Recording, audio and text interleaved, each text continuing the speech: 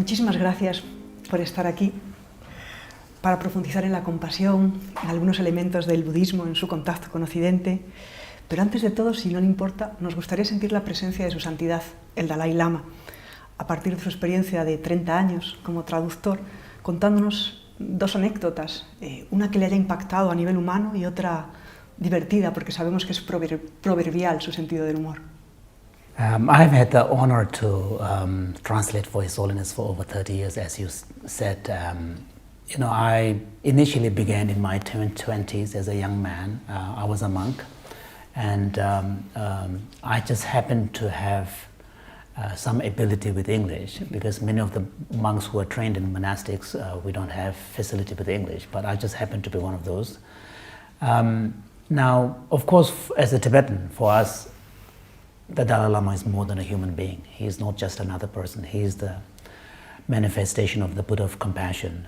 So there's a long, institution, mythology surrounding who he is. But on the other hand, once I start working for him as his interpreter, which involves a lot of interaction, then it's like he's my boss. I'm working for him. So that long period of working for him really gave me a lot of opportunity to see the human side of the Dalai Lama. And most of people who have actually seen him or met him or seen him on television, one thing that will come to your mind first is that he's a happy person. Yes. And there is a kind of a real joy. Of course, he's a very serene person, but also he's quite a serious person. And one of the things that inspired me about the Dalai Lama right from the beginning is that the moment he wakes up in the morning, he thinks about the world. He thinks about making a difference. He thinks about creating a better world. And I've never really seen anyone who lives so much for the world. Of course, he's a Buddhist leader. He has to think about, he's the leader of the Tibetan people. He has to think about his own people. But if, in terms of time he spends, much of his time is really spent on thinking about the world. In terms of things that impact me, of course, there are many stories. One of the things that really kind of impacted me was after I decided to become a lay person, start a family, I left the monastic order. I was worried because he's a monk, I was a monk, and I did not ask his permission. I can't, because he, of course, as a monk, will say, you should try harder. But after I stopped being a monk and had the first chance to, meet him, I was worried. So I turned up, and then I apologized. I said, I'm so sorry to turn up in trousers and hair on my head, because the monks are clean-shaven. And he said, he looked at me and he said, look, if I don't tell you that I was saddened, I'll be lying. As a senior monk, to lose another young monk, especially of your stature, is a sad thing. But he said, I've known you for a long time, and I know you took this decision very seriously, and I trust you. And then he immediately brought in a humor. He said, he called his secretary and he said, look at Jinpa, he always has a big head on a short body, and now with hair, his head looks even bigger. So it's this beautiful combination of compassionate response, but also bringing humor to lighten up the situation. And that really sums up who he is as a person.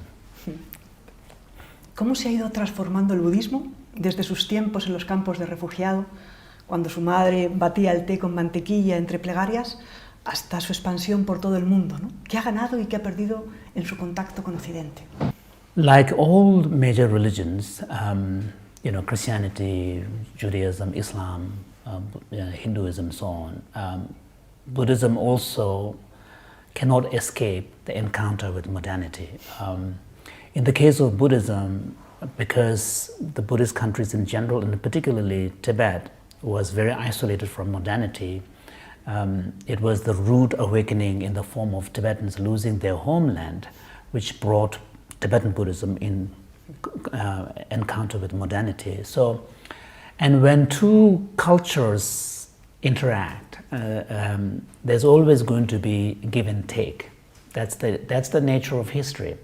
And cultural encounters in the long run is mutually beneficial. Of course, in the process, you're going to lose some aspects. And His Holiness has, Tibetans are very lucky to have someone like him as the leader. And he has always emphasized not to get attached to all the aspects of the tradition. And he has reminded us that within the tradition there are certain aspects which are more like customs, which are more like society norms, which are more relevant to a given time and a social structure.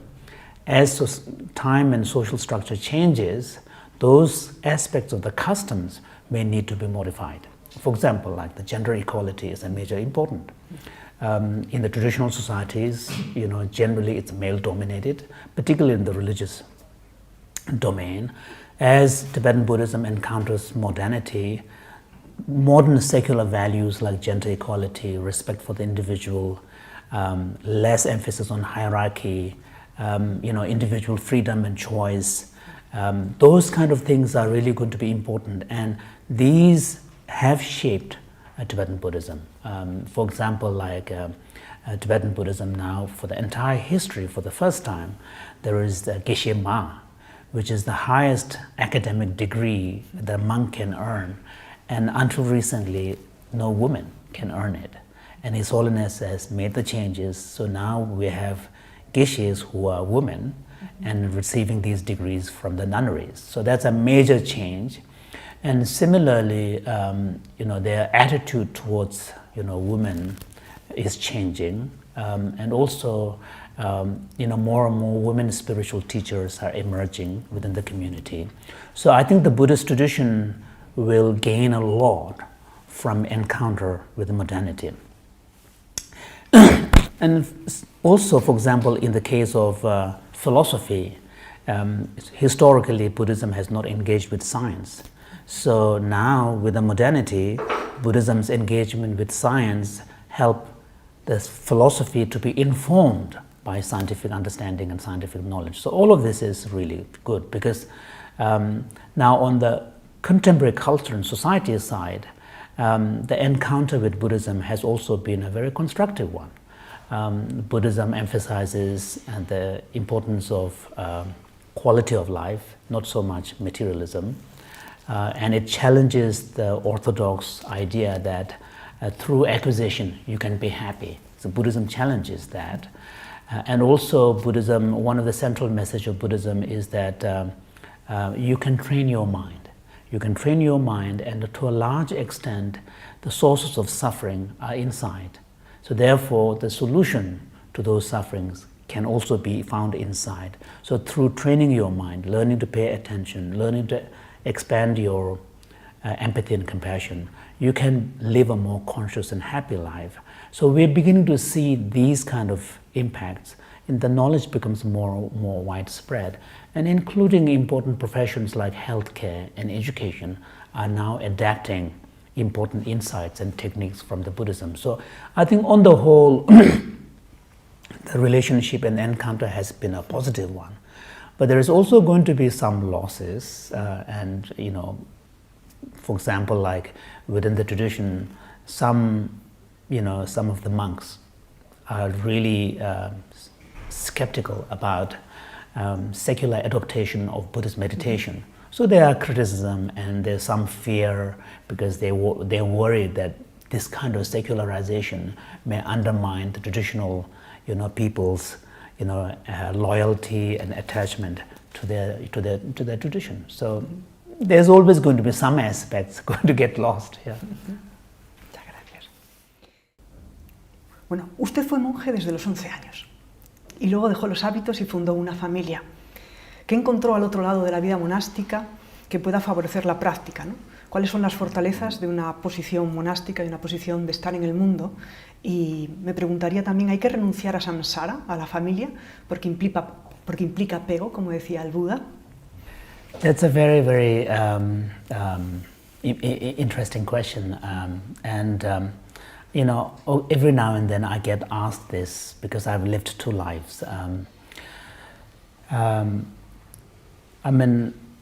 Of course, there are a lot of advantages for leading a monastic life, some of which are, for example, I really value the mental discipline that monastic life taught me, to be able to really, quieten your mind, to be able to apply your mind, to really maintain focus. So those kind of things are really trainings that I really value from the monastery. And also, one of the things from the monastery that I really value is the quality of relationship that is close, but that is not intimate in a romantic sense. So that is something that you learn from your monastery. And I suppose people who go into military might have similar experience. There's a kind of a camaraderie. Another thing is that in the monastery, we learn to be emotionally independent. So we learn to find our own strength and anchor, emotional anchor within ourselves. And then, of course, as the larger background, you have the monastic community, but individuals are expected to find their own core and live from there. So those are really powerful skills I've learned. But on the other hand, as a family man, there are certain important practices that I find actually more effective by living as a family man. For example, like the loving kindness meditation, compassion training that we talk about in Buddhism. One of the core elements of compassion is relationship. Mm-hmm. And also the challenges that comes from close relationship is the ability to not to forget the humanity of the other person. Especially when you are challenged and stressed, when you're being attacked, like with your spouse. And the interesting thing about family life is that with your spouse, a good, healthy relationship is a relationship where you don't have to pretend. You're yourself. You can be completely naked. So in some sense, you are vulnerable in front of another person. Those kind of experiences rarely happen in a monastic context, because you never fully allow that level of intimacy, because you don't have, intimate relationship. So I find that part of, family life very rich. It also is a fantastic opportunity for spiritual practice, because that really, allows you to explore quite deeply into your vulnerability without being defensive, being present. And similarly, as a parent, especially when the children are small, I found experientially what the Buddhist texts were talking about, the unconditional nature of love. If you are a monk, you can imagine, you can meditate, but you don't feel it here. But if you're a lay person, if you're a parent, and there is a young child whose need is real and immediate in front of you, you have to drop everything and be there for that young child. And there is a quality of unconditionality and also a tremendous depth of patience that you rarely get it, in other areas of life. So those are, I find, teaching of patience, teaching of loving kindness, teaching of relationship, those kind of things. I find that the family life offers a lot more opportunities. And also as a family man, you also have a lot more stresses. If you're living a monastic life, you have much less stress because the life is structured and it's more predictable. And your colleagues don't impose too much of their emotional kind of problem on you. So there's a kind of a protection. But if you're a lay person, you're living as a family man, as a parent, you have to make a living, you have to pay the bills, all of this daily life, there are many more stressors. And, in some sense, if you're truly serious about your spiritual growth, being a family person really gives you a lot more opportunities to really kind of, apply your spiritual practice and grow from these, more challenging experiences.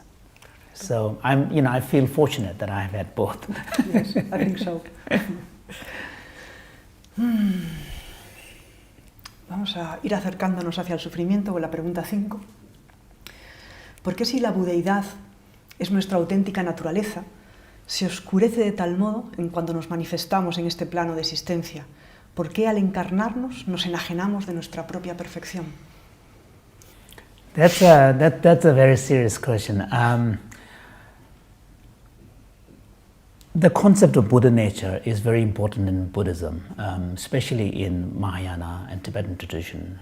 And the idea is that there is the essential nature of our mind is pure. That there is the potential and seed for full enlightenment in all of us, not just humans, but in all sentient beings. And it is that essential purity of the essential nature that allows us the possibility to become fully enlightened and perfected. So that is a very important part of the philosophy of Buddhism. Then the question is, why is it clouded by afflictions, emotions, negative tendencies, negative behavior? So here it gets more complicated. In Buddhism, there is this understanding that many of there is a recognition that human beings are very complex creatures. Just as you have positive, impulses like kindness, love, and compassion, you also have negative tendencies and impulses like aggression, jealousy, and attachment, and greed, and anger, and so forth.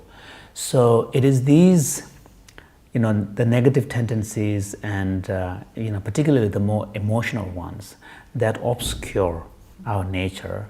And because and here probably the some perspective from the evolutionary science would be helpful, because evolutionary science understands the evolution of human being over a process of long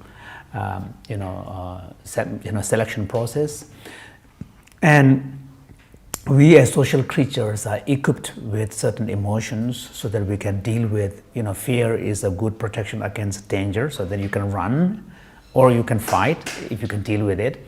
So I think, Buddhism and science would both agree that these negative tendencies, these destructive tendencies are really part of our nature as well. So I think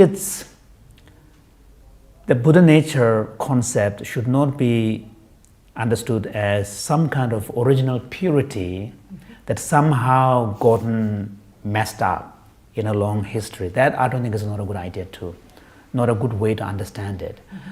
But it's more helpful to understand it as a potential that exists in all of us. And so that the idea is that because if the essential nature of mind is pure, then there is the possibility that you can eliminate all the negative things that are obscuring that purity.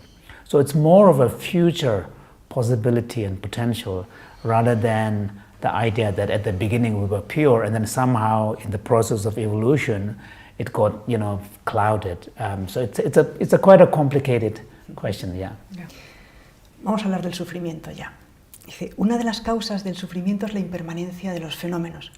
¿Se puede asumir la impermanencia y al mismo tiempo celebrar la belleza efímera de los fenómenos con desapego? Yeah, the question of impermanence is an important one, especially in Buddhism. It's not so much that the impermanence itself is the cause of suffering, but it's our attitude towards impermanence. So, and a large part of that suffering comes from our inability to accept it. Mm-hmm. So it's not just intellectually, but it's more from an experiential and viscerally. So, and we tend to, for example, like in Buddhist psychology, this understanding is that we tend to assume permanence to things that are impermanent. We tend to assume that there is something called real me inside me, which is a sort of an eternal self. And a large part of what we do is motivated by wanting to protect it, wanting to nurture it. So there's a kind of a strong grasping goes on.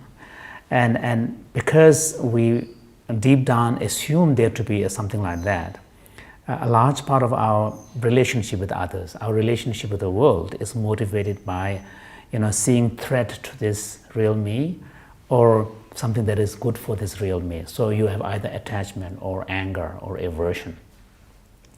And in this process is also our inability to accept impermanence. We tend to assume things would last. And that probably has a much deeper psychological reason, because, the fact that we are earthly beings walking on this earth, we assume when we walk, the earth is going to be there. That when we take the next step, the earth is going to be there, stable for our feet to land. So that kind of expectation for some kind of groundedness and security is a very important part of who we are as human beings and sentient beings. Now, what happens is that we then, based on this, we project permanence. And we are then able to make ourselves unable to accept changes and impermanence. So what Buddhist tradition is suggesting is that actually you can liberate yourself if you make the radical change, and instead of assuming permanence, if you embrace impermanence. Then impermanence, on one way, you can look at it as a negative way, where things don't last. So that's a negative way of looking at it. But another way of looking at impermanence is that every moment is fresh. So that's a positive way of looking at impermanence, which then opens up the possibility. Because if nothing is permanent, then everything is changeable. And then there's always the possibility. So this is a sort of more constructive way of looking at reality. And then once you embrace impermanence in this way, then you become more open to future. Because, for example, when we talk about impermanence, we're also talking about the future. You can respond to future because future is uncertain, future is open. You can respond to it with curiosity, or you can respond to it with anxiety. That is up to us. And which one you choose is going to make all the difference. If you're going to choose anxiety, to respond to uncertainty, that's going to completely color your life. If you're going to choose curiosity about and openness about future, that's going to completely change your life. So that's a very difficult message, but it's a very profound one, because the fact is that nothing lasts. That is a fact. Now, how you take that reality is the question. Yes. En Occidente hay una tendencia a convertir en objeto de deseo hasta la iluminación, pero el fin último del budismo no es la iluminación, por lo que tengo entendido, sino el regreso a la plaza del mercado, como dicen en el Zen. ¿Nos puede hablar de esa metáfora para ilustrar por qué hay que poner más corazón en las manos, en la acción? That is true, but I don't know whether that is actually a very specific Western thing, the sort of objectification of things. Generally, the human mind, when it finds something useful or valuable, it takes it more seriously. And there was something that you take more seriously, the more attached you become. The only difference is in the West, primarily because of the secular kind of materialistic culture and commodification, because it's very important part of, dominant part of the secular kind of life. Maybe the objectification of Buddhist practices and goals like enlightenment becomes more evident and more pronounced. So maybe that's the case. Now, one of the challenges Buddhism throws at us, or throws at the modern person, is how to pursue your life with spirituality, where you are inspired by a particular vision to live a compassionate life. To become more enlightened. So you need to be inspired. So without some vision, you're not going to be inspired.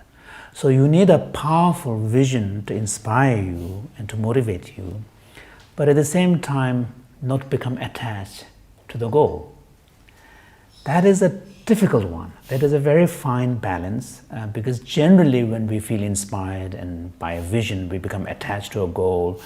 We come up with a preconceived idea of what the goal looks like. So we are obsessed with the result. And a lot of our efforts is contingent upon whether or not we can achieve the result. So what Buddhism is saying is that you can find the middle way where you can be deeply inspired by a vision, but not be attached to a goal, because the problem with attachment to a goal is that attachment requires an object. And if you're already attached, you have a preconceived idea of what that end should look like. So that is a big challenge, and that's why in Zen Buddhism, as well as in Tibetan tradition, the Mahayana tradition, the emphasis is placed on being in the world, being with the world. So, there's a beautiful saying that you're familiar in Zen, where it says, at the beginning there are mountains and rivers and so on. Then in the middle, there's emptiness, and then finally there are still mountains and rivers. And the idea here is that what the spiritual practice and meditation does is actually, in some sense, give you a new way of seeing things. So initially we have our naive view of the world, seeing things as permanent, seeing things as independent, and seeing things as being out there, if we objectify. And then as you go through the spiritual practice, combining meditation on emptiness, no self, and compassion, and interdependence, then at a certain point, when you re-engage with the world, you see the same thing, but now you see it in a different way. And that, I think, is a much more powerful spiritual vision, because it sort of doesn't deny the world, doesn't retreat, does not use detachment as a way of dealing with the world, but actually engagement with the world. And that approach, I think, is particularly suited to the contemporary secular culture, where a large part of our problem and distress really comes from a certain way of engaging with the world.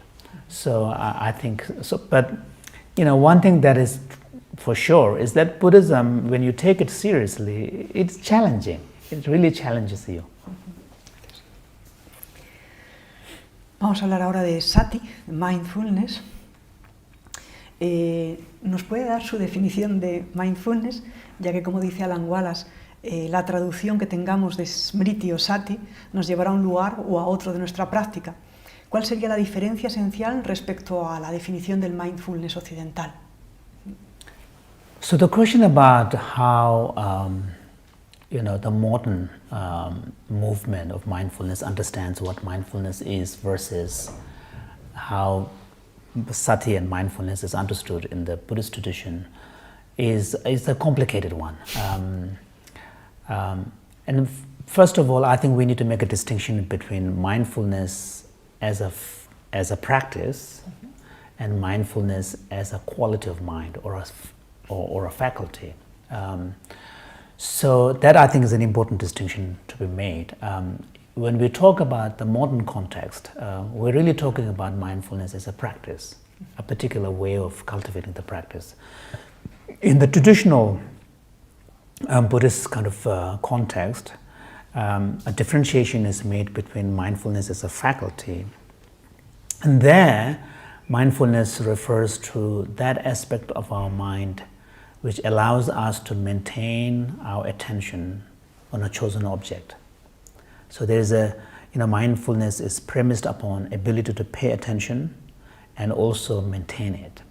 So there is a kind of and that's why sometimes modern scholars translate mindfulness as retention. Mm-hmm. So it's the retention of your attention on a chosen object in a disciplined way. So that's the faculty. And then when you do the practice, then we're talking about satipatthana, which is the application of mindfulness. Mm-hmm. And there, basically what is happening is that you are choosing to observe a certain phenomena like a body, so mindfulness on body. So you observe the body, and you can either do it by kind of scanning it from head to toe, so that using body as an object of your meditation, and just simply observing what goes on. In a more advanced form, then you also probe the nature of body. So you're bringing up impermanence, you're bringing up the body is composed of so many different things, all of this. So you're kind of now delving deeper into the nature of body itself. So therefore in classical Buddhist mindfulness meditation, it's not simply paying attention, but it's also probing. So there is a wisdom component. In contemporary context, now these days mindfulness is quite widespread. What has happened is, distinction is not that much drawn between mindfulness as a quality and faculty versus mindfulness as a practice. So a lot of the work and research findings are really based on the practice. And as I understand, the modern mindfulness has emphasized the paying attention in a very disciplined way and remaining in the present as the key, sort of component.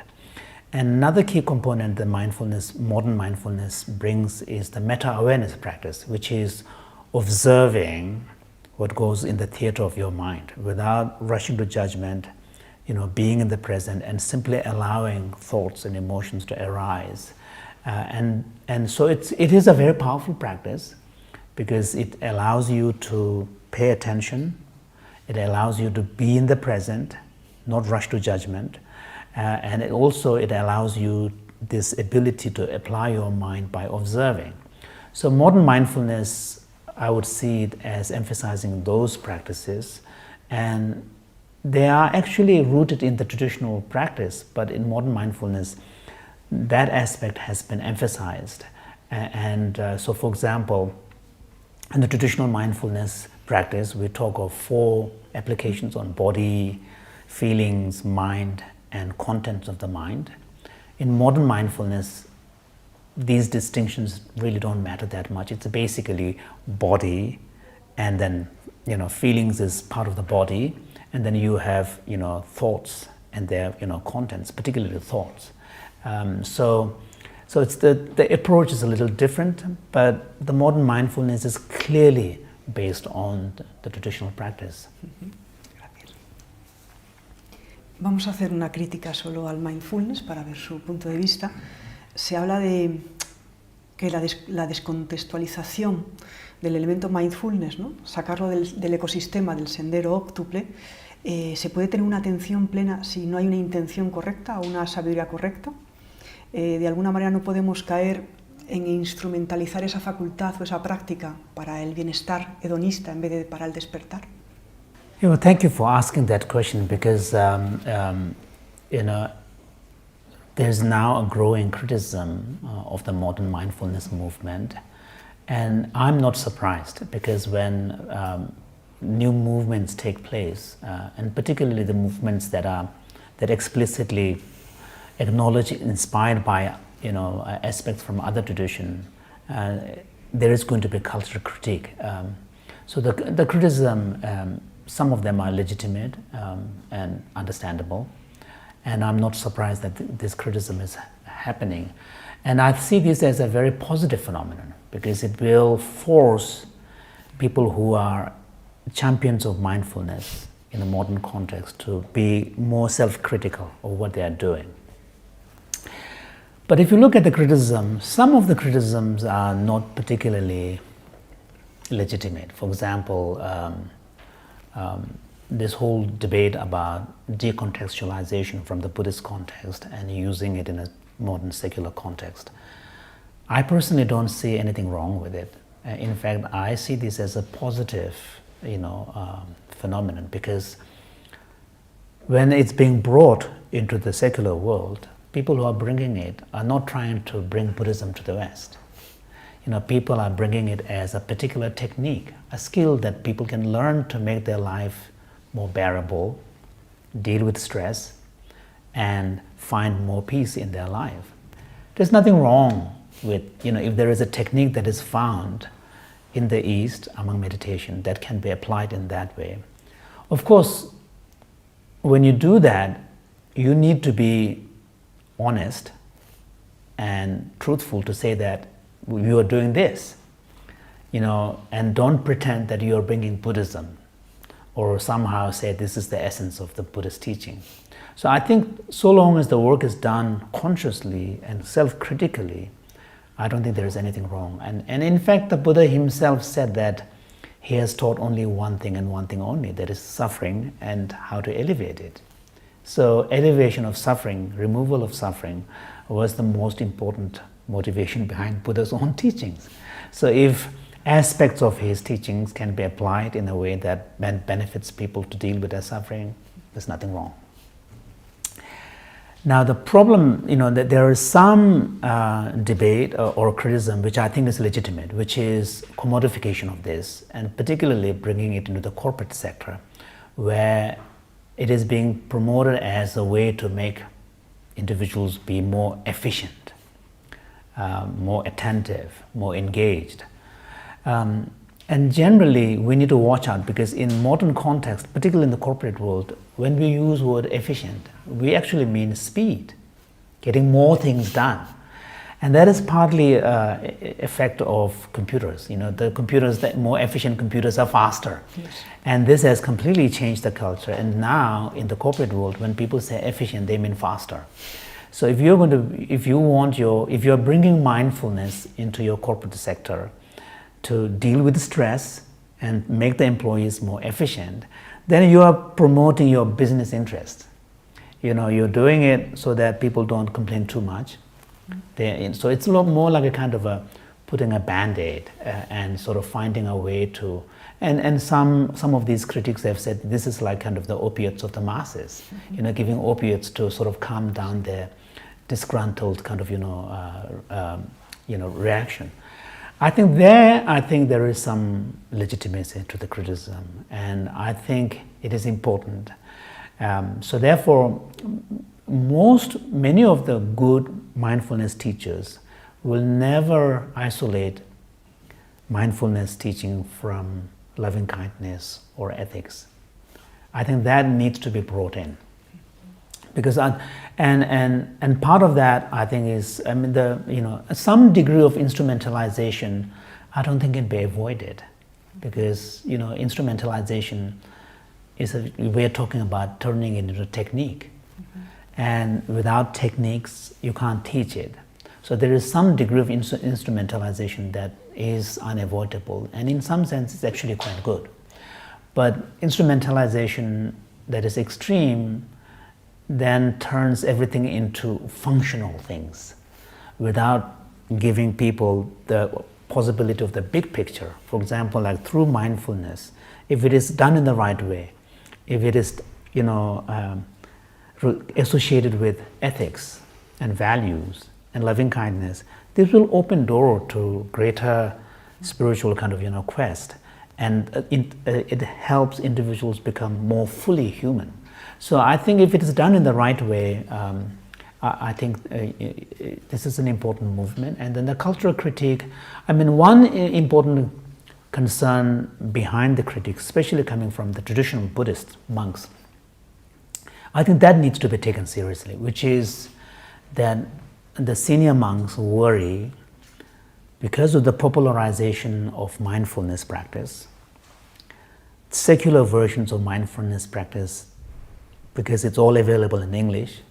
Most educated young people in Asia speak English, read English.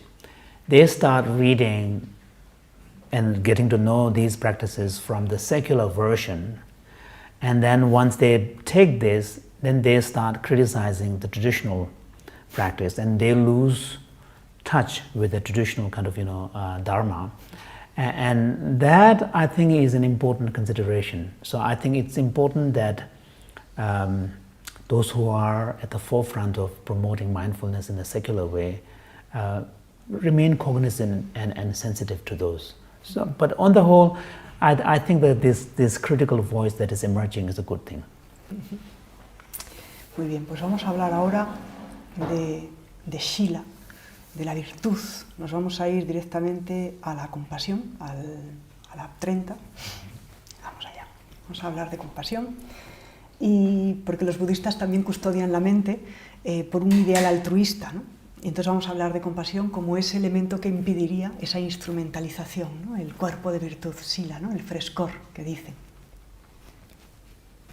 So thank you for asking about compassion. I think it's, of course, it is a very important part of the teaching in Buddhism traditionally, but I would say that it's also important teaching in all the world religious traditions. Buddhism may have more techniques because of the emphasis on meditation, but as a teaching itself, it's universal.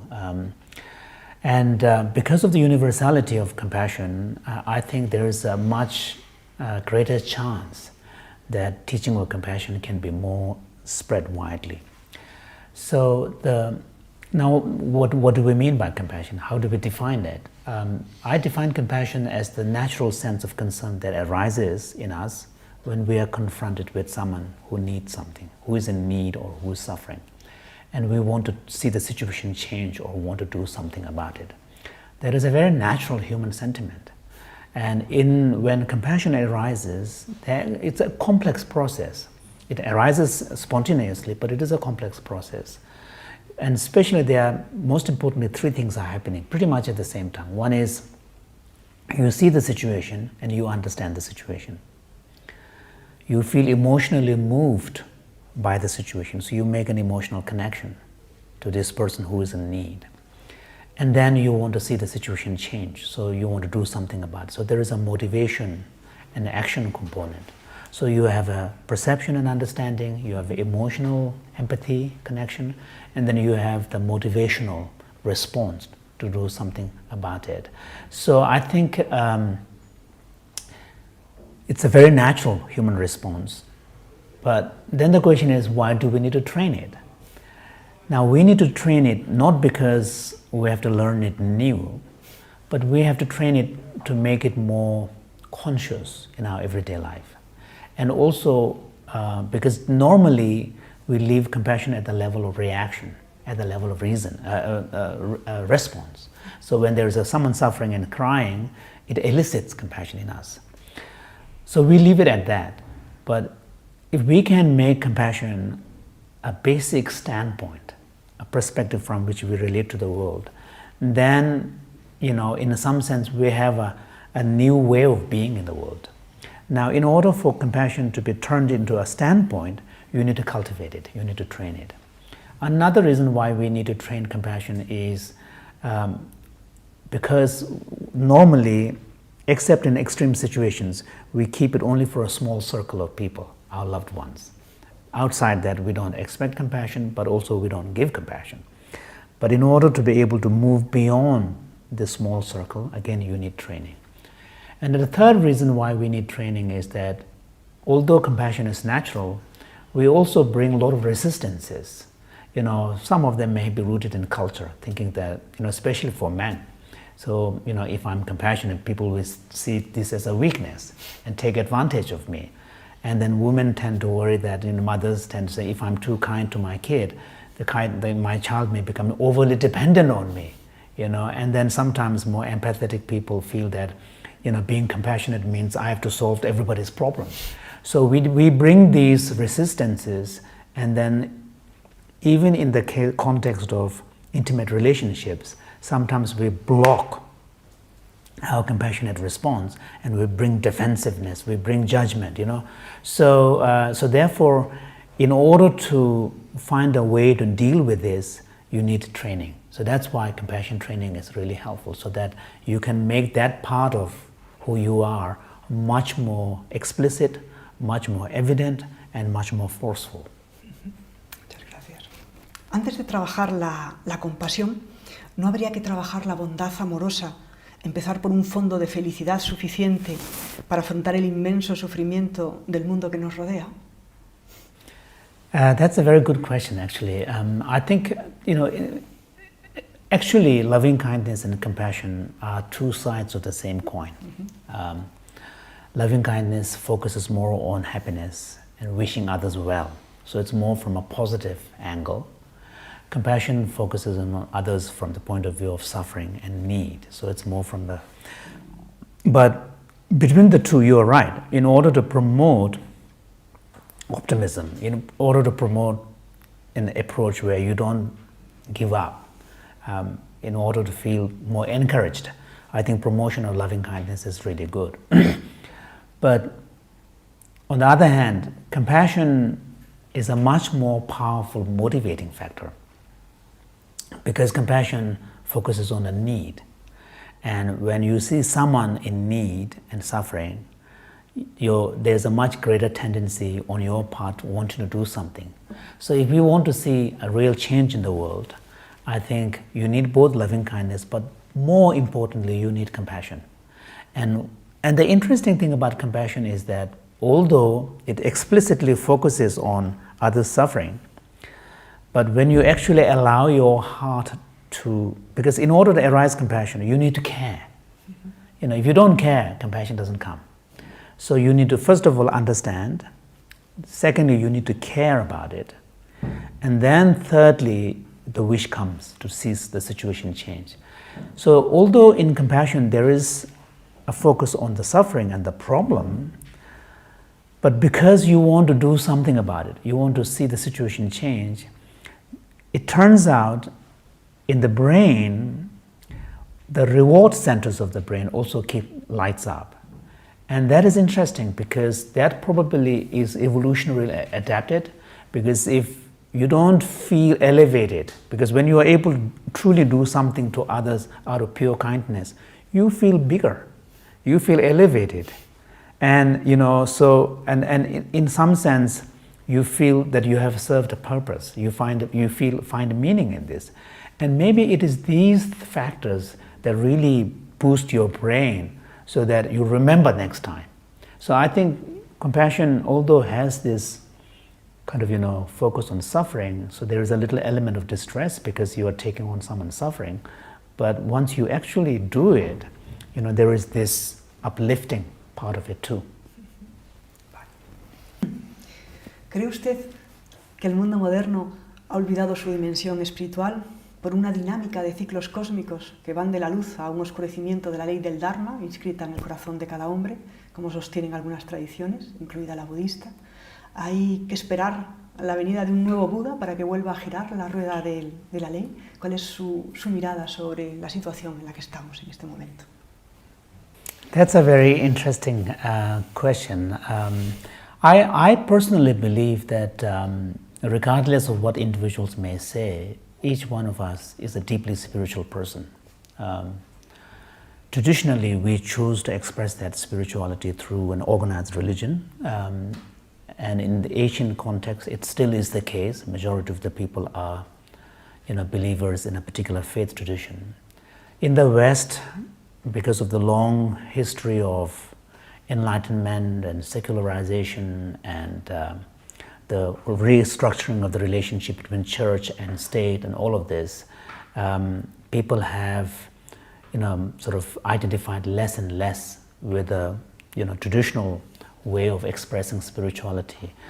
But even though that is the case, I don't think people have actually stopped being spiritual, because at the heart of every individual, there is a quest for meaning. And that is, in a sense, the essence of spirituality. We humans are probably the only species on earth that is whose motivation is not just driven by survival and sort of physical flourishing. We want to find meaning. And for some people, that quest may be more pronounced, more articulated, but for a lot of people, it may not be articulated well, but there is still this quest for meaning, And the fact that human beings have ability to imagine, for example, like each one of us is going to die, and death is a very important reality of human life. And if someone is like me, I'm turned 60, in my life I have now seen several deaths of my intimate family members, and this awareness of death is probably one of the most important impulses for this quest for meaning. If at the end of my life I'm going to disappear, why I'm here? And that, in a sense, is the fundamental spiritual question. So I don't think spirituality has gone away. It probably has become more diffused, and in the West we have left it to the individuals to sort it out. Now, my own feeling is that as our world becomes more complicated, it is becoming complicated, as the world becomes more integrated and globalized, and with now the media and everything, so people are confronted with a reality of plurality of people and plurality of worldviews. And in this situation, and especially with the looming environmental crisis, I think we humans are now being pushed to come up with a different way of being in the world. And also I think, and I see movements like mindfulness and movements like compassion training as a way of society's awakening. You know, it may start initially from selected individuals who self-select. You know, they find meaning in these. But in a sense, they are the initial pioneers who are building up the critical mass. And as important sectors embrace compassion and mindfulness in their, you know, everyday structuring, I think there is a dawning of a new spirituality. You know, I mean, spirituality is probably not the right word, but yeah. And one of the things that the encounter with Buddhism and modern secular culture and science particularly has been, you know, making people become aware that a large part of the power to deal with problems is in us. You know, empowering individuals so that they can turn their mind into allies in dealing with their difficulties in their everyday life and making their life more meaningful and joyful. And that, I think, is really a new thing in the world. I mean, in the past, you had religions, you have gurus and priests who represent and they give you extra instructions. Or you have, you know, psychologists and therapists who are the experts and who treat you. But now we're in a time where each and every person can become their own therapist. Each and every person can become their own spiritual counselor. So there is this tremendous democratization of these techniques and mental skills. And I think this will change the world. I think this will really change the world, because in the end, everybody wants to live a happy life, a life that is less stressful, a life that also has a meaning. So I think what is happening now is really, I would say it's a kind of a new kind of spiritual awakening is happening. Thank you. Thank you.